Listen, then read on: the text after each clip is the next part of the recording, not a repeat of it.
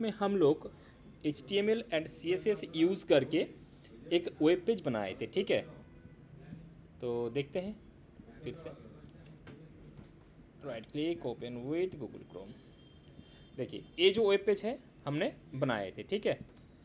तो इसके लिए हम लोग यूज़ किया HTML एंड CSS यूज़ किया।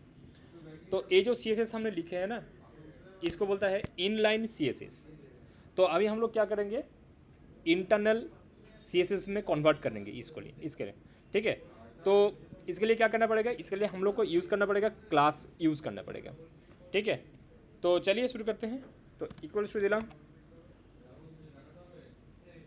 हाँ इक्वल्स टू दे दिया मैंने क्लास। तो एक क्लास नेम दूंगा, ठीक है।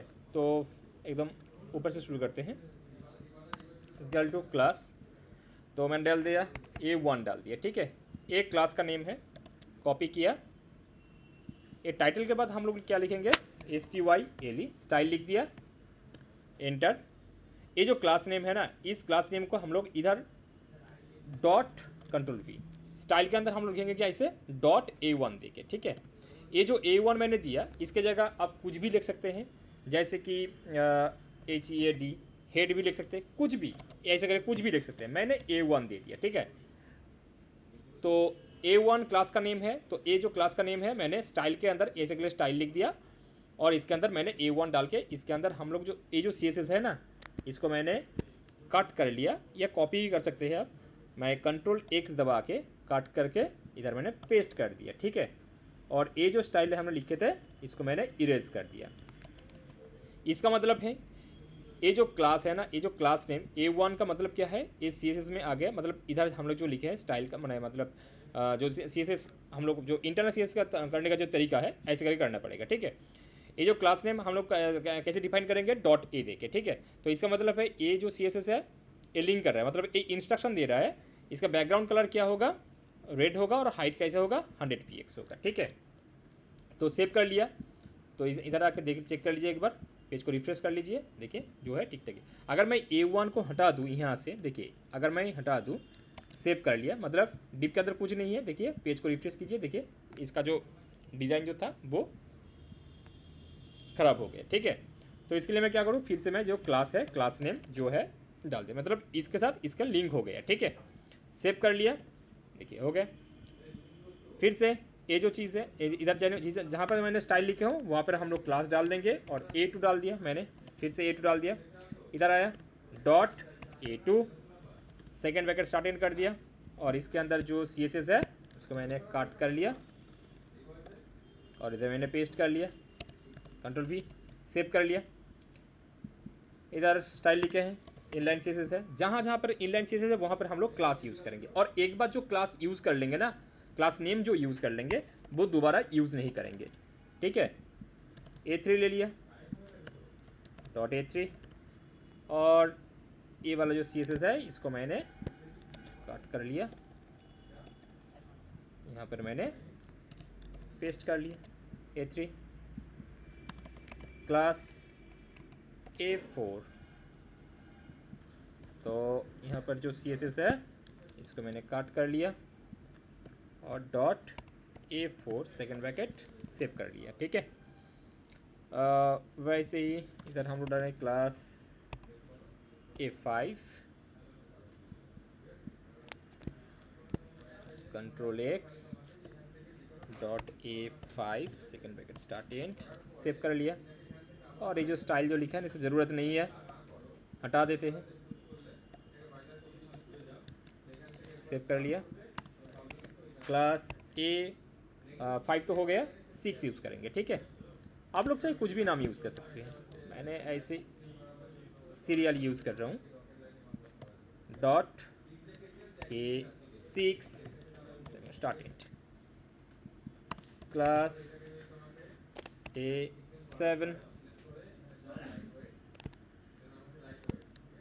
Ctrl+X सेव कर लिया, .A7 second bracket start and किया और सेव कर लिया।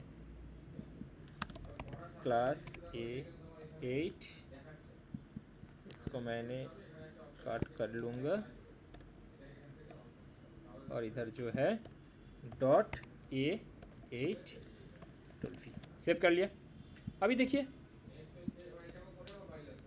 ठीक ठाक ही है, क्योंकि इसके साथ मैंने इसको लिंक कर दिया। ऐसे करके हम लोग जो इनलाइन CSS लिखे थे वो ऐसे करके इंटरनल CSS में कन्वर्ट कर लेंगे यूजिंग क्लास के थ्रू, ठीक है, इस क्लास नेम के थ्रू। तो चलिए पूरा कंप्लीट कर लेते हैं। क्लास 8 हुआ था, A9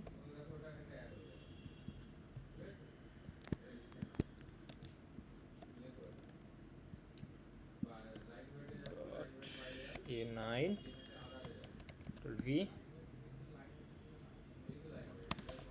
क्लास A10 काट कर लेते हैं, सेव कर लिया। इधर मैंने क्लिक करके A10 सेकंड ब्रैकेट Ctrl+V, और इसमें डॉट सिंबल नहीं दिया। अच्छा, फिर से लिखेंगे इधर क्लास A11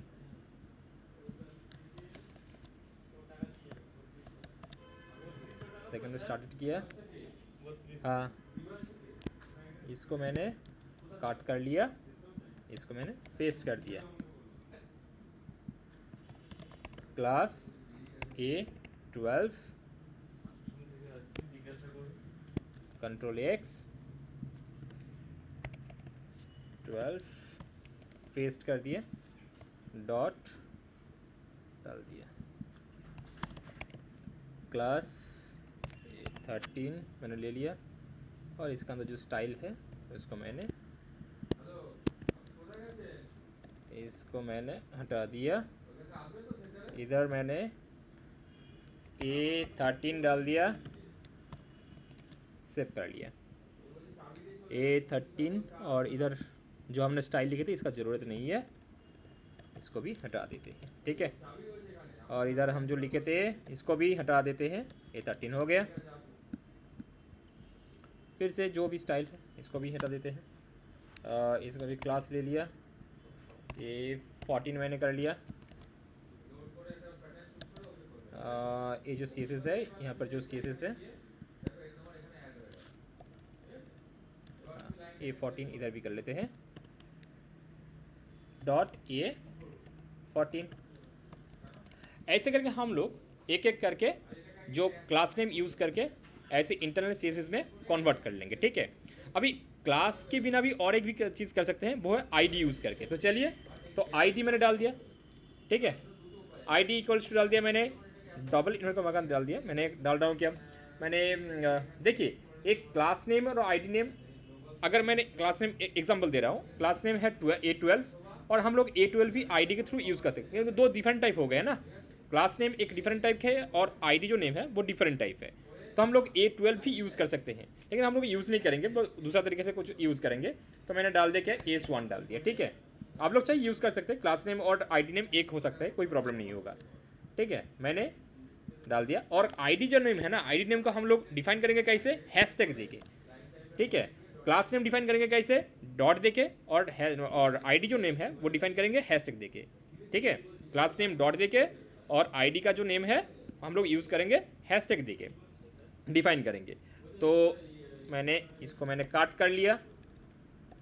काट करने के बाद इधर मैंने S1 टैग के अंदर मैंने पेस्ट कर दिया, ठीक है।